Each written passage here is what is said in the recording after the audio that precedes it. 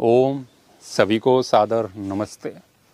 ओशो राम के विषय में बोल रहे हैं और कह रहे हैं कि शूर्पणखा राम जी के पास आती है तो उसकी नाक काटने की क्या आवश्यकता थी। बोल देते कि मैं विवाहित हूँ, पहले मेरे पास आती तो कुछ बात बन सकती थी, लेकिन अब तो तुम विलंब कर चुकी हो। ऐसे भी बोल सकते थे, लेकिन नाक काटने की क्या आवश्यकता थी। अपने भाई को आदेश दे दिया कि इसकी नाक काट लो। इससे अच्छा तो होता कि रावण सीता माता को जब उठा करके ले गया था तो सीता की नाक काटनी चाहिए थी रावण को, ये न्याय संगत था। तो राम तो बेईमान है, ऐसे भी बोला है। और रावण की पूजा करो, उस बेईमान राम की नहीं, ऐसे ऐसे शब्द उन्होंने बोले हैं। एक बात और कह रहे हैं कि सातवलेकर जी ने सिद्ध किया है, कई पुख्ता प्रमाण दिए हैं, तथ्य दिए हैं कि माता सबरी जवान थी और राम जी का उनसे प्रेम था, एक दूसरे ढंग का, जिसे अनैतिक संबंध माना जाता है। तो सीता ने अग्नि परीक्षा दी तो राम को भी देनी चाहिए थी, क्योंकि सबरी के साथ उनके प्रेम थे। तो प्रेम प्रसंग वो गलत तरीके से बता रहे हैं। तो ओशो के विषय में मैं इतना कहना चाहूँगा कि ओशो एक ऐसी दो-धारी तलवार है, इससे आप चलाने से थोड़ा सा भी चूके तो आपकी गर्दन कटेगी, और अधिकांश लोगों की कट ही जाती है। जब तक आप अपने सनातन धर्म के वास्तविक ग्रंथों का स्वयं अध्ययन नहीं करते हैं और आप विवेक पूर्वक निर्णय नहीं ले सकते हैं, तो ऐसे लोगों को सुनने में बहुत खतरा है। अंततः हमारी दुर्बुद्धि ही उसका कारण है, ओशो नहीं। लेकिन फिर भी उनके दुष्प्रभाव बहुत हैं। व्यक्ति को वो ऐसे मिसगाइड करते हैं कि तुम्हें समझ में ही नहीं आएगा कि वो कहाँ से और कैसे बोल रहे हैं। इस ढंग से बोलते हैं, बोलने की कला उनकी अद्भुत है। अब वास्तव में वाल्मीकि रामायण हम लोगों ने पढ़ा होता तो हम उनका विश्वास नहीं करते, लेकिन दुर्भाग्य है कि हम कभी उन ग्रंथों को नहीं पढ़ते जिन ग्रंथों पर ऐसे लोग बोल करके गए हैं, और हम उनका भरोसा करते हैं, विश्वास करते हैं। और ये अधिकांश होता है जो ऐसे वक्ता हैं जिनका सनातन धर्म से सीधे सीधे कोई संबंध नहीं है। वो ग्रंथों को न जानते हैं न पढ़ते हैं उस तरीके से जिस श्रद्धापूर्वक परंपरा से पढ़ा जाता है, ऐसे नहीं। ये बात मैं बहुत अच्छे से जानता हूँ कि ओशो को सुनने वाले जो लोग हैं उनमें से लगभग 90% उन ग्रंथों को कभी नहीं पढ़ते जिन पर ओशो ने अच्छा या बुरा बोला है। उसमें से एक विषय है राम।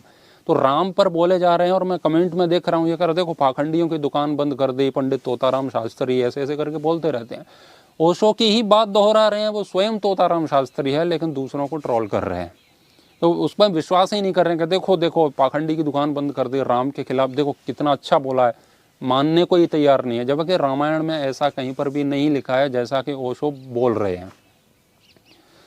जब शूर्पणखा राम जी के पास आती है, विवाह का प्रस्ताव रखती है, तो राम जी सबसे पहले यही कहते हैं कि मैं विवाहित हूँ, ये मेरी पत्नी है, सीता जिनका नाम है, और वो सारा परिचय देते हैं।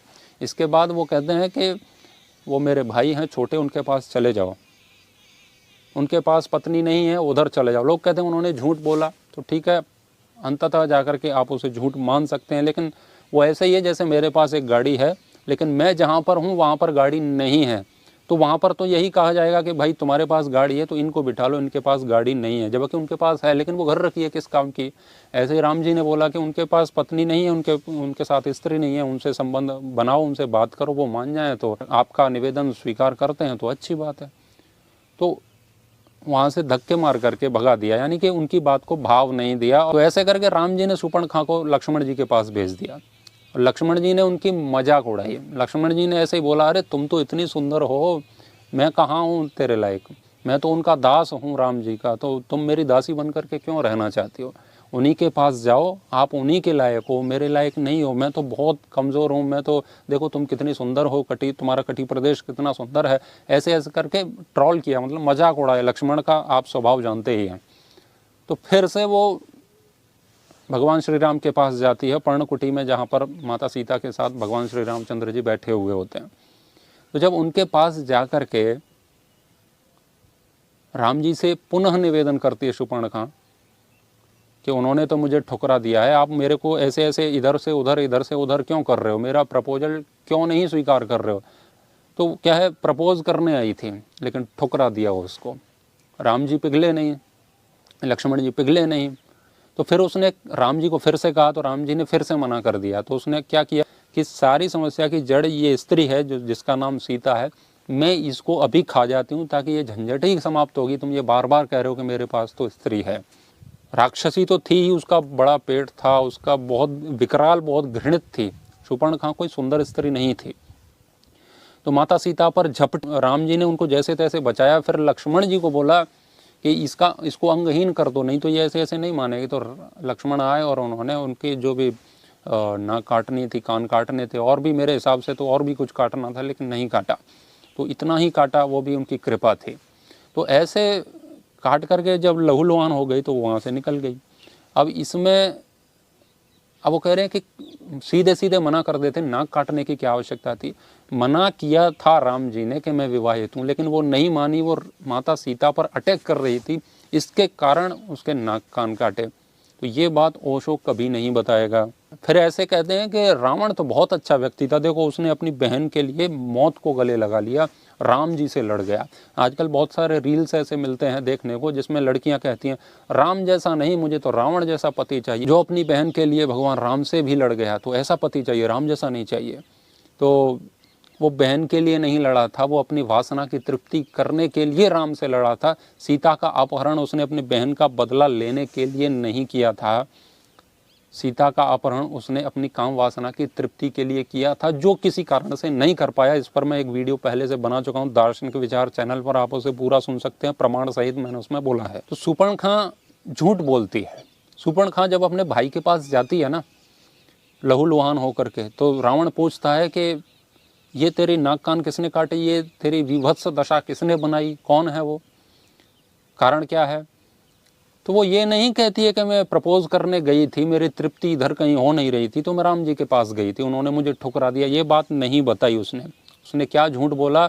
उसने बोला है कि महाबाहो, विस्तृत जघन और उठे हुए कूचों वाली उस सुमुखी स्त्री को जब मैं तुम्हारी भार्या बनाने के लिए ले आने को उद्यत हुई, तब क्रूर लक्ष्मण ने मुझे इस तरह कुरूप बना। तो क्या बोली वो कि मैं तो आपके लिए सीता को लाने वाली थी, इसीलिए मेरे ऊपर अटैक किया। ये झूठ बोला ना, लेकिन वास्तविकता क्या है, शूर्पणखा किस लिए कटी, ये मैं अभी बोल के आया हूँ पहले। तो शूर्पणखा ने फिर भड़काया है रावण को और बोला है कि इतनी सुंदर है, उसकी जांघें ऐसी हैं, उसके नितंब ऐसे हैं, उनके गाल ऐसे हैं, उनके सौंदर्य का वर्णन किया है रावण के सामने, और कहा है कि यदि वो सीता यहाँ पर होगी तो तुम बहुत बड़े बन जाओगे, तुम काम सुख भोग सकोगे, और उसके बिना तो लंका सूनी है। फिर जो लालची रावण था, जो काम के प्रति आसक्त था, व्यभिचारी था, दुराचारी था, वो अपनी काम वासना की पूर्ति के लिए सीता को उठा करके लेके आया था, ना कि अपनी बहन के कटे हुए नाक का बदला लेने के लिए। तो ये बात नहीं बताई कि मैं अपनी काम वासना की अग्नि में जो दग्ध हो रही थी उसकी तृप्ति राम जी ने नहीं की, ये बात नहीं बताई उसने। तो रावण और शूर्पणखा दोनों ही भाई बहन व्यभिचारी थे, और उनके व्यभिचार की तृप्ति नहीं हुई, इसीलिए उन दोनों का ये हाल हुआ। ये बात ओशो नहीं बताता है।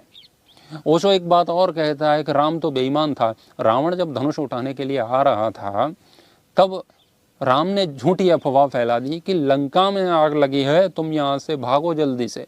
तो लंका में आग बुझाने के लिए रावण भागता है, जो कि वहाँ पर आग लगी ही नहीं थी। तो जब वहाँ पर भाग जाता है, इतने में ही अवसर उठा करके धनुष को उठा देता है राम, और वो सीता के साथ विवाह कर लेता है। तो राम तो बहुत चालाक था, बेईमान था। ऐसी बातें ओशो ने की हैं, जबकि ऐसा उल्लेख कहीं भी वाल्मीकि रामायण में मिलता ही नहीं है। ओशो की आदत थी वामपंथी इतिहासकारों को पढ़ने की, उन्होंने जो बकवास की वही बकवास ओशो ने अपने मुंह से की और अपने भक्तों तक पहुंचाई।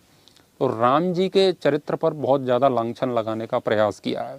तो भगवान श्री रामचंद्र जी और लक्ष्मण जी विश्वामित्र जी के साथ जब मिथिलापुरी पहुंचते हैं, तो वहाँ पर विश्वामित्र जी जनक जी से कहते हैं कि हमारे दोनों राजकुमार उस धनुष को देखना चाहते हैं। तो जब भगवान श्री राम और लक्ष्मण उस धनुष को देखने के लिए जाते हैं, जनक जी उन्हें दिखाते हैं, तो फिर राम जी उसकी उठा करके प्रत्यंचा चढ़ाते हैं, और प्रत्यंचा चढ़ाते चढ़ाते धनुष टूट जाता है।